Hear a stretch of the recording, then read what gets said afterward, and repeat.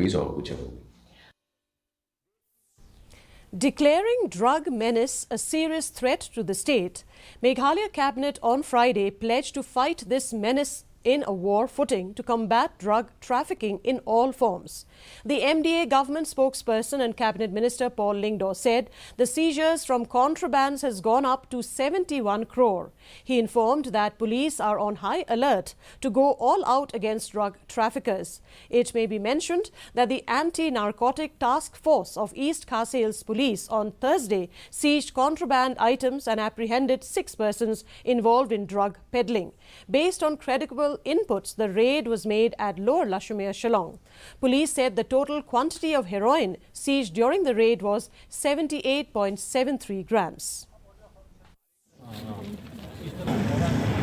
And police have been put under very high alert